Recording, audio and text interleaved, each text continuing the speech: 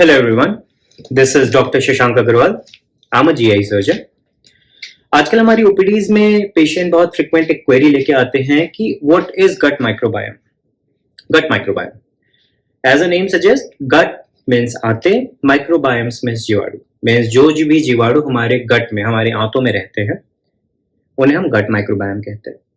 Trillions of microorganisms are there inside the gut from mouth to anus, जो कि हमारे साथ एक सिम्बायोटिक रिलेशनशिप में रहते हैं. मीन्स जनरली वो हमें नुकसान नहीं पहुंचाते, लेकिन जैसे कि एक सोसाइटी में अच्छे लोग और बुरे लोग दोनों होते हैं, उस तरह से ये गट माइक्रोबायोम भी कुछ हार्मफुल होते हैं, कुछ यूजफुल होते हैं. The balance between them is very important for a good gut health. ये हमारे आंतों के स्वास्थ्य के लिए बहुत इंपॉर्टेंट होते हैं, इनका एक बैलेंस बना रहना. कैसे मिलते हैं गट माइक्रोबायोम?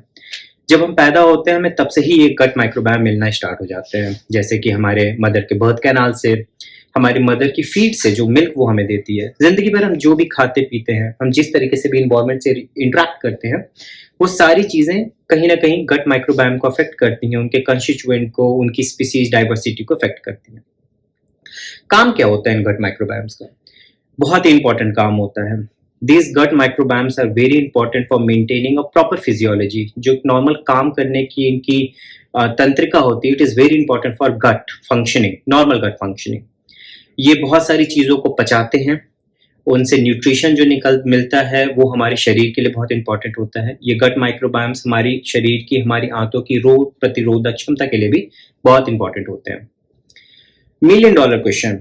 बहुत सारे काम है इसके, लेकिन how to manage the gut microbiome? हम किस तरह से मैनेज करें कि हमारे शरीर में अच्छे माइक्रोबायोम्स ज्यादा रहें और खराब माइक्रोबायोम कम रहें? A healthy gut habit is very important for that.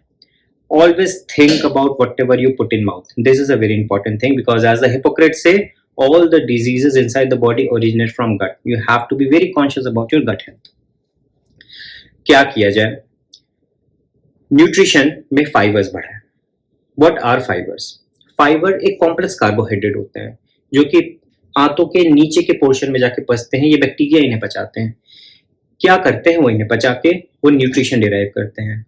There is something called short chain fatty acid, जो इन कॉम्प्लेक्स कार्बोहाइड्रेट के फाइबर्स के पचने से निकलता है, जो कि बैक्टीरिया को भी न्यूट्रिशन प्रोवाइड करता है, मिस माइक्रो ऑर्गेनिज्म को भी न्यूट्रिशन प्रोवाइड करता है, आंतों को भी न्यूट्रिशन प्रोवाइड करता है. कहाँ मिलता है ये फाइबर? नेचुरली ये फाइबर हमें मिलता है वेजिटेबल्स में, होल ग्रेन्स में, like wheat, barley, oat, banana, seaweed. These are very important source, rich source of fibres. Direct bacteria कैसे ले सकते हैं? इंडियन पॉपुलेशन दही खाती है. Dahi is a very good source of natural probiotics, natural micro organism, natural good gut micro organisms. Pickled vegetable, अचारी सब्जियां जो होती हैं, जो बचपन से हमारी मदर्स हमें खिलाती हैं, they are important source of this probiotics and prebiotics. This was a very brief video about what is this gut microbiome. Following video, I will be making much more detailed video if you want to learn more about these microbiomes, and also I will be teaching about more of the healthy gut habits. Thank you.